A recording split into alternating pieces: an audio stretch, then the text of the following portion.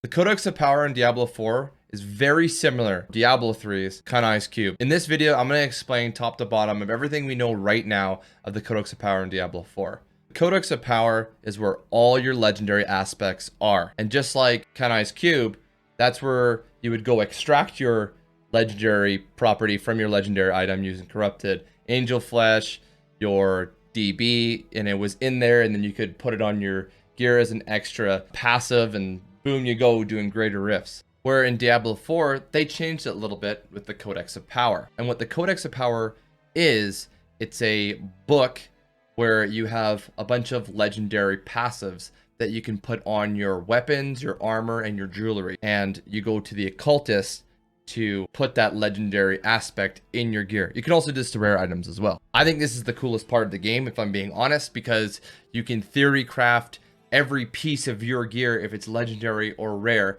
but you cannot do it to unique items. So let me explain. So the Codex of Power is a collection of all legendary aspects that are unlocked by completing certain dungeons for the first time. Legendary aspects are legendary powers that impact the way you play and might enable a certain play style.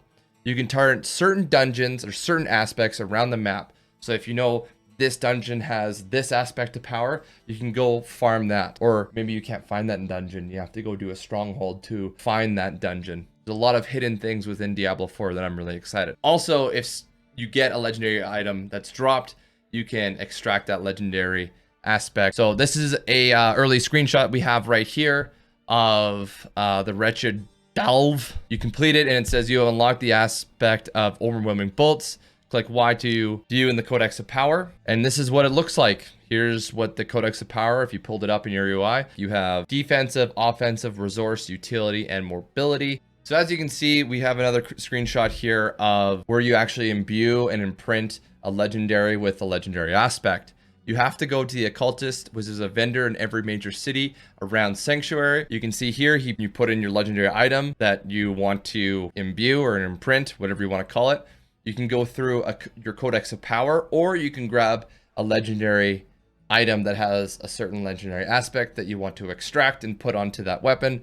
You can see it in another slot. You click that, boom, you got it. And it says that you have imprint materials available. If you guys don't know, the materials you can get by mining ore, gathering herbs, getting demon bones. There's a whole bunch of stuff. It's kind of similar to Lost Ark. I'll be making another video about that, so be sure to watch the end of the video so you can click on that next one.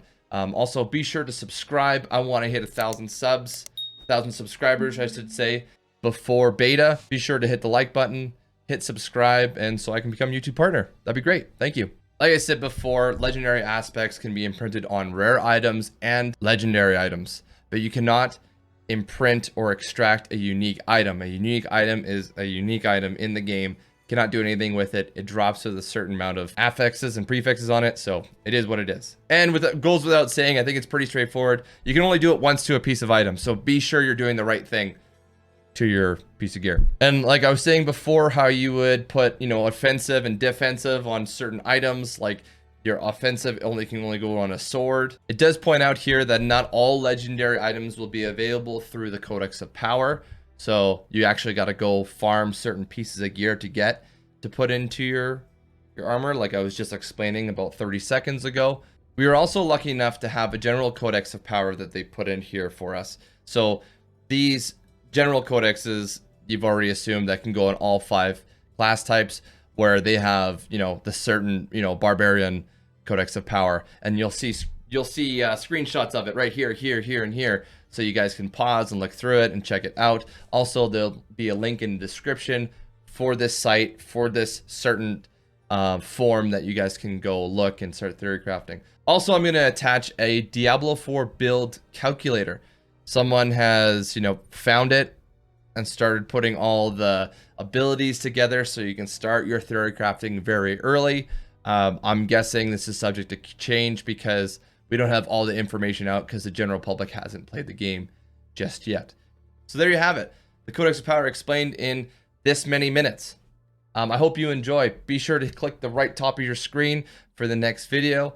Also hit subscribe and check me out when I'm live streaming this game on March 17th, 18th, and 19th. So hope to see you there, and I'll see you in the next video. Thank you so much.